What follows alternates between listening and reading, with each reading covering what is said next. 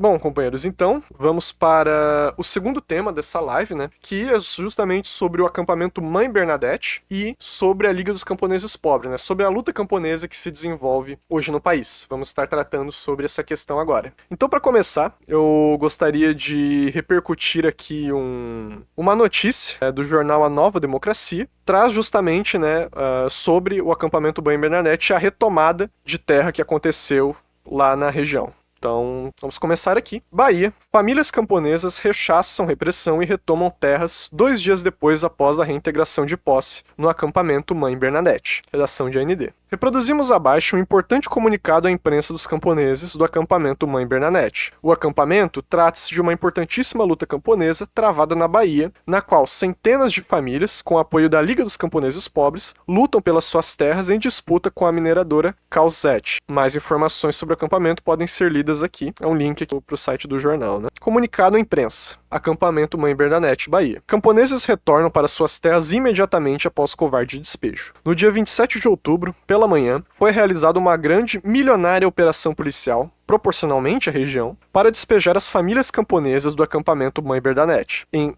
Carinhanha, no sudoeste da Bahia. Foram 13 viaturas da PM de Guanambi e Carinhanha, ilegal e vergonhosamente acompanhadas por pistoleiros pagos pela empresa mineradora Calcete. Serenas, convictas e organizadas, as famílias camponesas ergueram combativa resistência. Tropas, oficiais de justiça, toda a parafernália do Estado Democrático de Direito, entre aspas, inclusive a pistolagem, do lado de fora do acampamento, as famílias do lado de dentro. Unidas, as famílias, com suas foices e ferramentas de trabalho às mãos, entoaram músicas de luta, o hino da LCP, Conquistar a Terra, O Risco que Corre o Pau Corre o Machado, e outras músicas e palavras de ordem. Frente a frente, 2 poderes. Não tenhamos nenhuma dúvida. Os camponeses frustraram e derrotaram o objetivo dos latifundiários, proclamados quase diuturnamente na imprensa a serviço dos poderosos da região. Escorraçar os camponeses sob agressões, covardias e humilhações. Foram em torno de 4 horas de embates. As massas altivas e os policiais e pistoleiros, conhecidos por morarem na mesma cidade dos camponeses, quando identificados, estes sim, desmascarados, escrachados e cobrados por estarem a serviço do latifúndio, do velho Estado, por ganhar dinheiro às custas da injustiça e da miséria alheia. Ali já estava claro quem tinha razão, quem eram os mocinhos e quem eram os bandidos. Cumprida esta etapa da resistência,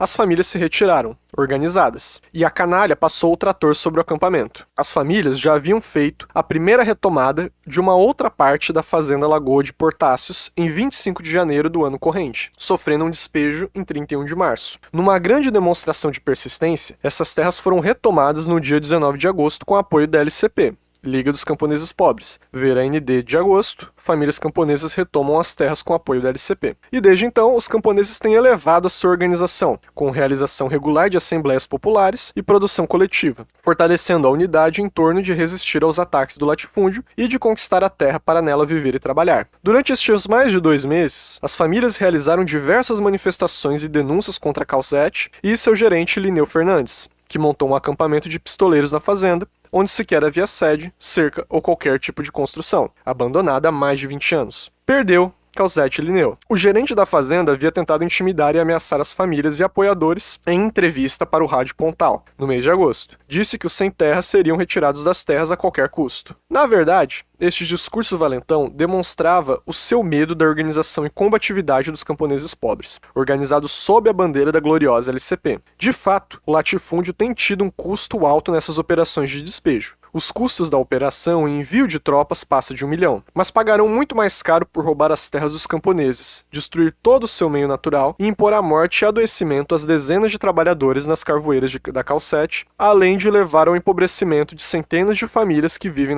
nas comunidades, cercadas pela fazenda, sem poderem produzir nas terras, suas por direito. No dia 9 de setembro, as famílias camponesas rechaçaram uma viatura da PM de Carinhanha, que invadiu o acampamento com um pistoleiro, conhecido como Marquinho da Barrinha, escondido na cabine da caminhonete. Quem estava na direção e que aparece nos vídeos foi o policial militar, reconhecido pelas famílias como primo do advogado da Calcete, Dr. Walisson Viana Silva, que, sem nenhum escrúpulo, foi em programa de rádio ameaçar que todas as famílias acampadas teriam seu benefício social cortado, assim como o seguro pesca. Entre os rios São Francisco e Carinhânia, quase 10% da população é pescadora. O despejo foi resultado do cumprimento da ordem de reintegração de posse fajuta dada pelo juiz local Arthur Antunes Amaro Neves, mesmo após seguidas alegações e comprovações de que essas terras foram griladas pelo latifúndio e que a posse pertence aos camponeses de 5 comunidades, que vivem e trabalham ali há mais de décadas, comprovadamente. Após o covarde e injusto despejo das famílias camponesas no dia 27, um bando de pistoleiros armados, com armas de grosso calibre, passou a ocupar o local, onde estava o acampamento. As famílias despejadas atravessaram os limites da propriedade e se organizaram para voltar. Essa terra é nossa. Comprovou-se uma vez mais que a luta pela terra nunca vai parar enquanto existir latifúndio, e que a posse sim era dos camponeses. Desmoralizados pelos acontecimentos, policiais e pistoleiros se foram, e os camponeses, já no último domingo, dia 29 de outubro, retomaram suas terras. Uma vez mais, honraram o nome de Mãe Bernadette, a quem homenagearam na segunda etapa da luta,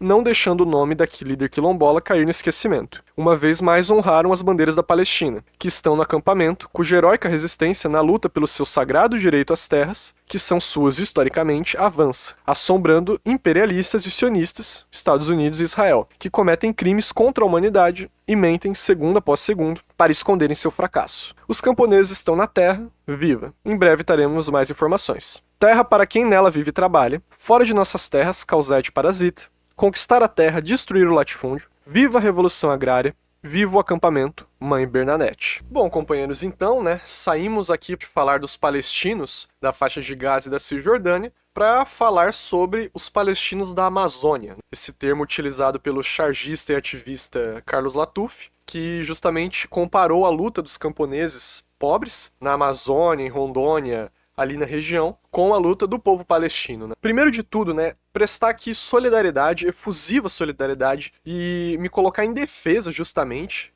e salientando que todos devem assim fazer, todos aqueles democratas revolucionários que defendem uma verdadeira democracia para o Brasil, justamente defender o acampamento Mãe Bernadette, defender a ocupação, a tomada de terra feito por essas famílias, feito por esses camponeses, justamente pelo seu direito de terem a sua terra, seguindo a consigna de terra para quem nela vive e trabalha, e lutando aí mais uma vez contra o latifúndio, contra pistoleiros e contra toda a escória que manda nesse país há tantos séculos. Então, prestar aqui primeiramente a minha solidariedade a este acampamento, inclusive divulgar aqui que os companheiros acessem justamente o perfil no Instagram e acompanhem por lá o que vem acontecendo no acampamento Mãe Bernadette. Os companheiros podem acessar por esse perfil aqui, acampamento Mãe Bernadette, onde estão sendo postados vários vídeos mostrando justamente a tomada, inclusive mostrando a produção que lá já está se desenvolvendo, a construção de melhoras nas condições de vida daquelas famílias que lá estão ocupando aquela terra. Bom, eu trouxe justamente esse texto, essa questão, além para saudar, e para prestar solidariedade ao acampamento Mãe Bernadette, que inclusive vem sofrendo aí ações de pistolagem, assassinatos de seus companheiros, também prestar aqui a própria Mãe Bernadette, aquela líder, direção quilombola que foi assassinada por pistoleiros armados alguns meses atrás, e que justamente vai ter aí em seu nome nomeando o acampamento, mas também para a gente discutir um pouco a questão agrária no país, discutir justamente a importância da questão agrária e de como a gente deve compreender a questão agrária e de como a LCP compreende a questão agrária. Os companheiros já ouviram falar desse LCP, é importante que nós compreendamos o que é essa organização e a importância que ela tem em nosso país nos dias de hoje. Eu vou estar repercutindo aqui um vídeo publicado pelo jornal Nova Democracia em seu canal, justamente sobre o 8º Congresso da Liga dos Camponeses Pobres, com várias imagens interessantes para os companheiros estarem acompanhando durante a nossa exposição. Para a gente compreender a questão agrária em nosso país, primeiramente nós devemos compreender a própria conformação do capitalismo em nosso país. Atualmente nós temos a concepção de que o capitalismo no Brasil é um capitalismo de tipo burocrático, é um capitalismo burocrático. E o que é isso? Se nós lembrarmos das colocações de Lenin sobre as vias de implementação do capitalismo, Lenin falava justamente sobre a via americana, a via revolucionária, que foi a primeira via de capitalismo, uma via revolucionária que destruía o latifúndio e as relações feudais e semicoloniais ou coloniais de determinados países para a construção, né, do capitalismo propriamente. Também houve a segunda forma de implementação do capitalismo, que era a via prussiana, na qual não era conduzida mais por uma burguesia revolucionária, como era no primeiro caso em apoio junto ao proletariado e ao campesinato, principalmente o campesinato, mas sim conduzida pelas burguesias em conluio com o latifúndio, de uma maneira em que não se consagrou uma revolução democrática, mas sim fez um longo e lento processo de transformação dos antigos latifúndios, ou seja, do latifúndio entendendo como a forma de organização da terra que expressa relações feudais e semifeudais, relações pré-capitalistas, portanto, ou seja, relações de servidão, essa passagem vai se dar justamente de uma maneira reformista e vai ser consolidada após longos e longos anos, em países, por exemplo, como na Alemanha ou na Itália. Mas, nos países de terceiro mundo, desde a Comintern, desde a época de Lenin e Stalin, já se tinha a compreensão de que havia um tipo diferente de capitalismo. Acreditava-se inicialmente que era uma via prussiana entravada, na qual era um capitalismo que mantinha as relações semifeudais e semicoloniais de produção. Particularmente no campo, né, as relações de servidão, representando justamente essas relações pré-capitalistas. Atualmente, nós temos um entendimento, a partir das concepções do presidente Mao Tse-tung e do presidente Gonçalo, que houve no Brasil e no terceiro mundo como um todo, a implantação do que se chamou de terceira via de implementação do capitalismo, que é a via burocrática. E o que é a via burocrática? É uma via que, ao invés de o capitalismo ser implantado por forças sociais internas puramente, pela burguesia interna, ele é resultado de uma implementação pelo imperialismo, com o imperialismo orquestrando, basicamente, fundindo o capital imperialista com o capital feudal e gerando justamente uma burguesia, uma classe dominante que é lacaia do imperialismo, né? Lacaio das potências imperialistas. No caso do Brasil, primeiro isso sucedeu com o imperialismo britânico e posteriormente com o imperialismo yankee. Se a gente pega ali o período de consolidação do capitalismo burocrático a partir de Getúlio Vargas, principalmente. E qual que é uma das principais características do capitalismo burocrático? É justamente a manutenção das relações pré-capitalistas de produção. Então podemos citar aqui as 3 montanhas do capitalismo burocrático, que são, justamente, entendendo a primeira montanha como sendo a semifeudalidade, a contradição entre camponeses pobres e latifúndio, né, representando essas relações de produção-serviço. A segunda contradição, ou seja, a segunda montanha, é contra o imperialismo, ou seja, as massas desse país contra o imperialismo, porque o imperialismo continua a oprimir essa nação. Nós devemos nos lembrar aqui, por exemplo, que na via prussiana, na Alemanha, por exemplo, não há uma opressão imperialista contra a Alemanha, por exemplo, no sentido de ser uma semicolônia de outro país. Mas no Brasil há. Nós somos hoje uma semicolônia dos Estados Unidos, por exemplo. Então, justamente para pegar essas diferenças, e a terceira contradição sendo justamente a contradição entre burguesia e proletariado. Para além, claro, da quarta montanha, que se refere justamente à opressão feminina, a opressão que se abate sobre as mulheres de nosso povo. E bom, tudo isso carrega, né, uma importância significativa, entendendo que a nossa sociedade atualmente, então, ela tem como principal contradição a contradição entre campesinato pobre e latifúndio, expressando justamente a semifeudalidade do nosso capitalismo. Nosso capitalismo hoje precisamente carrega essas relações de produção e que se conformaram dentro deste próprio modo de produção, né? Sendo, portanto, um país semifeudal. Isso vai gerar justamente um empobrecimento muito maior, particularmente das massas que são oprimidas pelo latifúndio, pelos senhores de terra, né? Pelos grandes senhores de terra, e que justamente tem ali em sua pequena produção arruinada, né? O seu sustento de sua vida, recebendo, portanto, aí essa situação. E bom, mas como responder diante disso, né? Quando nós falamos, por exemplo, da revolução em países imperialistas, por exemplo, nós já falamos diretamente de uma revolução socialista, justamente porque é um capitalismo monopolista, tanto pela primeira via revolucionária quanto pela segunda via reformista, cuja principal contradição é a contradição entre burguesia e proletariado. Mas, no caso desses países, de capitalismo burocrático, não sendo esta contradição, nós temos um problema, porque no Brasil nunca houve uma revolução democrática e nunca houve a resolução dessas contradições democráticas. E visto isso, o que fazer, né? Já no tempo de Lenin, Lenin colocava de maneira muito clara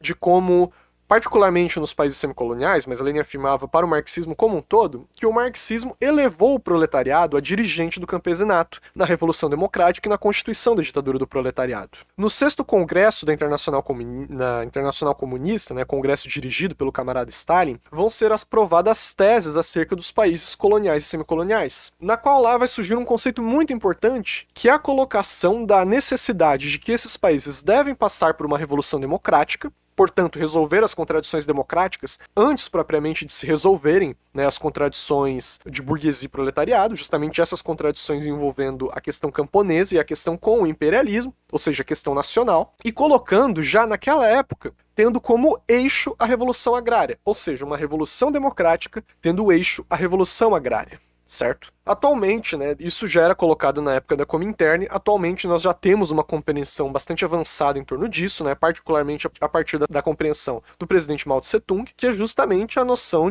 da necessidade de que nesses países deve se consolidar uma revolução de nova democracia ininterrupta ao socialismo, portanto, e nessa revolução de nova democracia também vai ter eixo a Revolução Agrária, entendendo justamente o proletariado como dirigente, mas a grande massa camponesa enquanto base dessa luta, justamente por ser a parte mais massificada.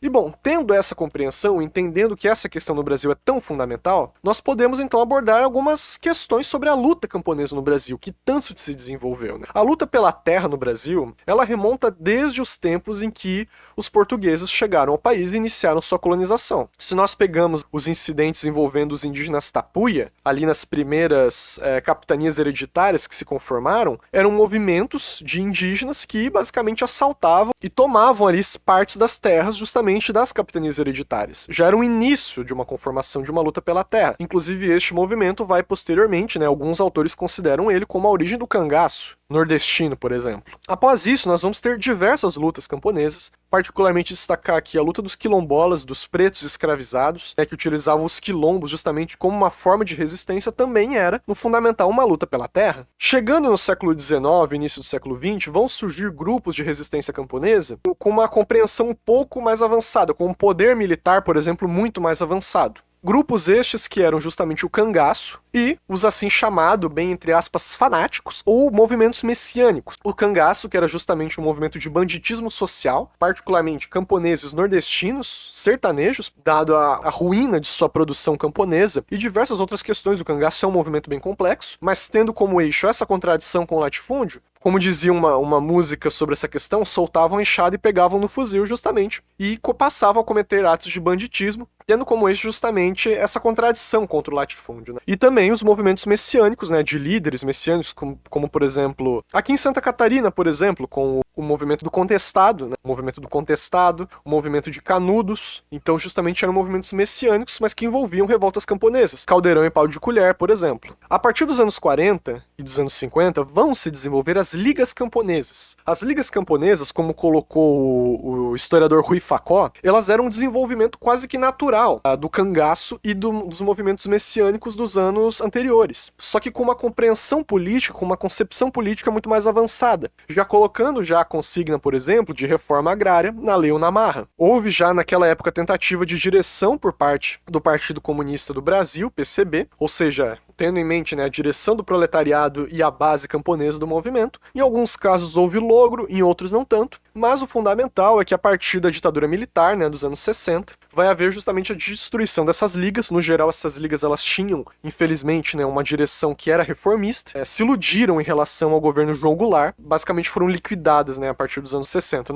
não capitularam de maneira nenhuma, mas houve esse processo, né, essa ilusão com o reformismo da época e a sua posterior destruição. Após isso, né, vão continuar se desenvolvendo a luta pela terra. A luta pela terra nunca parou, né? Isso é importante destacar, né? Essas lutas, elas nunca param. Eu tô citando aqui eventos particulares, mas elas sempre se mantiveram se expressando de diversas formas, né? E a partir dos anos 90, aqui vamos fazer um recorte mais particular, vai se ter um processo de tomada de terra no sul de Rondônia. Rondônia sempre teve esses conflitos, mas particularmente no sul de Rondônia, a tomada de terra da Fazenda Santelina, que era uma fazenda localizada no município de Corumbiara. Esse movimento, né, ele vai solicitar isso, de acordo com o documento da LCP, eles denunciam e colocam de maneira muito clara que vão solicitar, né, esses companheiros auxílio da direção do MST e que não só vai se recusar a ajudar no processo de tomada de terra, como vai delatar nome de companheiros para a polícia de Rondônia. A partir do dia 19 de agosto de 1995, retificando, do dia 9 de agosto de 1995, vai acontecer o que se chamou da Batalha de Santa Helena, que foi justamente quando ocorre uma invasão da ocupação, da tomada de terra, por policiais e por pistoleiros, e vai haver, de fato, um massacre cometido pela polícia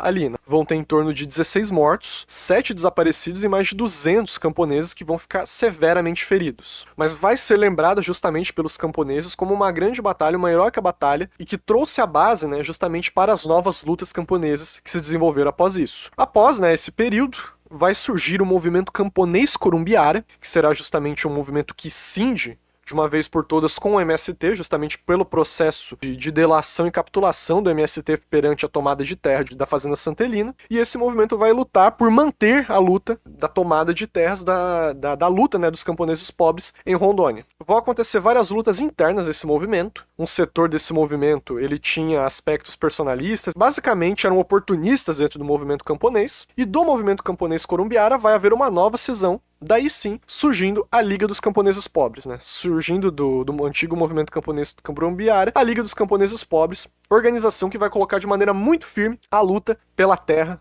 no país. Então, atualmente, né, um movimento que sem dúvida é um dos mais avançados, é o mais avançado nessa luta no país. E agora vamos discutir um pouco, né, sobre a LCP e sobre o que ela vem desenvolvendo até então, né? A gente viu ali que foi citado justamente na matéria o fato da LCP estar apoiando e estar dando suporte ao acampamento Mãe Bernadette. Vamos falar então da LCP. Bom, a LCP, ela tem uma concepção muito clara, né, de defesa da Revolução Agrária e da concepção de que é necessário levar uma revolução agrária neste país, justamente para superar a semifeudalidade, né? Entendendo justamente seu papel perante a Revolução Democrática, adotando esse conceito tão importante no marxismo, portanto, certo? E a LCP, ela vai justamente adotar como consignas, né, conquistar a terra, destruir o latifúndio e terra para quem nela vive e trabalha. Rompendo com o oportunismo, ou seja, rompendo com a ideia de se tomar uma terra, ocupar a terra e ficar ali eternamente esperando pelo processo do INCRA de reforma agrária, né, pelo processo justamente de dar o título da terra, fazer o corte, o INCRA, e a partir disso começar a produzir,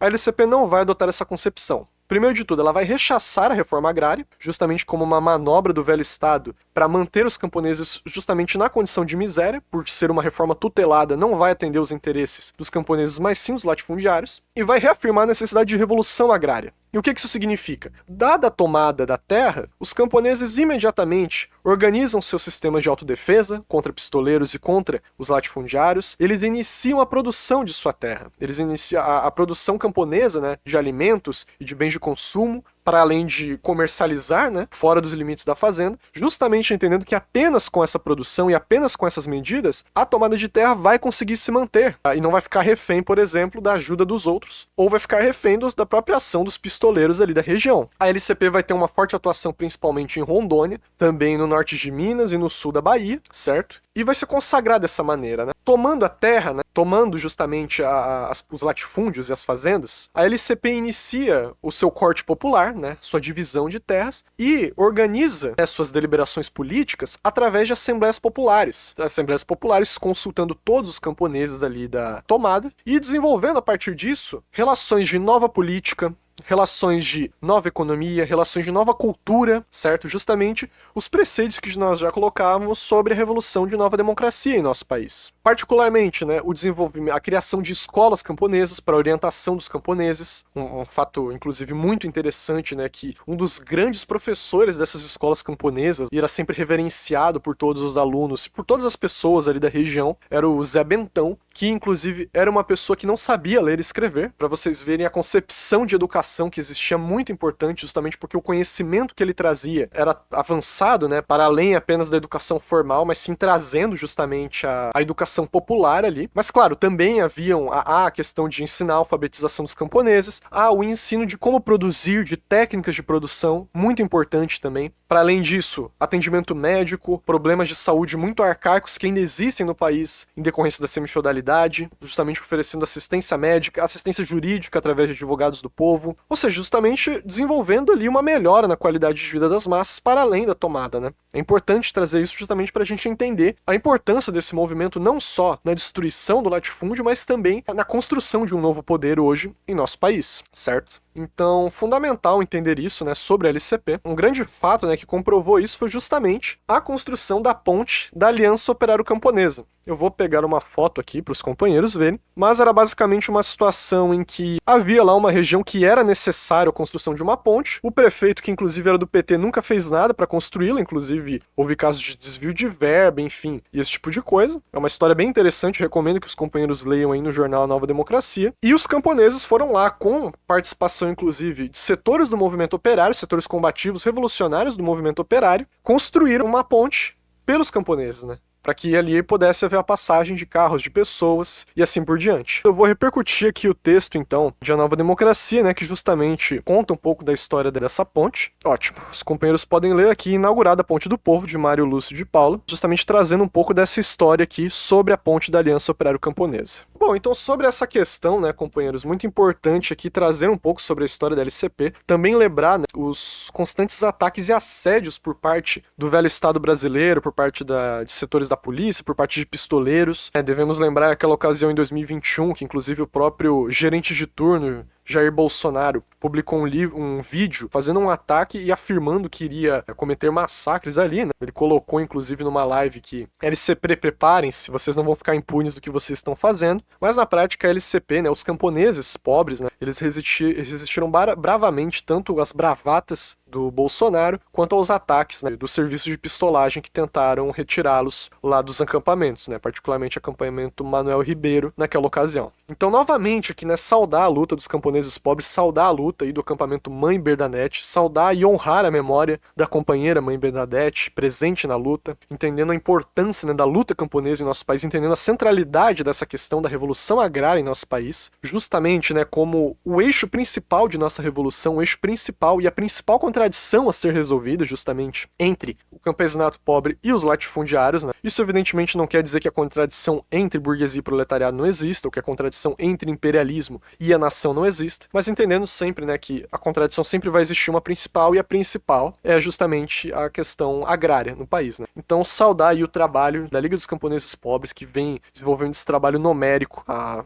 praticamente 2 décadas, né? Justamente, né, para terminar sobre a repercussão da LCP e sobre a defesa, né, da LCP, eu gostaria de reproduzir aqui a última nota que a LCP fez, justamente sobre os ataques, né, que vem sofrendo por parte do latifúndio, por parte de pistoleiros armados, trazendo como que os camponeses devem reagir em relação a isso, né? Eu não vou ler a matéria inteira, mas eu vou ler apenas ali a última parte, que é a mais importante, né? Isso aqui é uma nota da LCP publicada no jornal, né? E que trata justamente sobre, na época que estava tendo a CPI do MST, trazendo, né, várias questões sobre a repressão da luta pela terra, e colocavam assim, né? Da histeria às palavras, aos fatos, o latifúndio e a extrema-direita reacionária, armados até os dentes pelo genocida Bolsonaro e seus generais, sempre em conluio com os policiais militares e civis assassinos, com farda ou atuando como seguranças privados e pistoleiros, atacaram em diversas partes do país camponeses em luta pela terra, já neste início do governo da coalizão reacionária, Lula, Alckmin, MAG. Exatamente como fizeram no dia 8 de janeiro em Brasília. Assim ocorreu também com indígenas e quilombolas. Silêncio geral. A história não perdoa. Conciliar com a reação sempre levou a banhos de sangue das massas. O risco que corre o pau, corre o machado. Quem mostra as armas que tem se arrisca a perdê-las. Quem manda matar também pode morrer, quanto mais que a causa que defendem chegou a tal ponto de desmoralização que só com as armas conseguem defendê-las. Nossa luta é justa. Nossa causa é sagrada. Nós conclamamos e exortamos os camponeses a armarem as organizações de autodefesa de luta pela terra na mesma proporção e calibre. Conclamamos as lideranças camponesas que não dobraram os joelhos e são milhares por esse Brasil afora. As lideranças de poceiros, os povos indígenas, as organizações quilombolas, as populações atingidas por barragens, por mineração e por cultivos de eucalipto, as massas proletárias e demais trabalhadores da cidade, que cada vez mais lutam em defesa de seus direitos pisoteados, a cerrar fileiras com o nosso bravo campesinato, com o caminho da revolução agrária. O latifúndio histérico, o senhor de tudo, grita: o grunhido do porco é faro de sua morte. Morte ao latifúndio. Conquistar a terra, destruir o latifúndio, terra para quem nela vive e trabalha,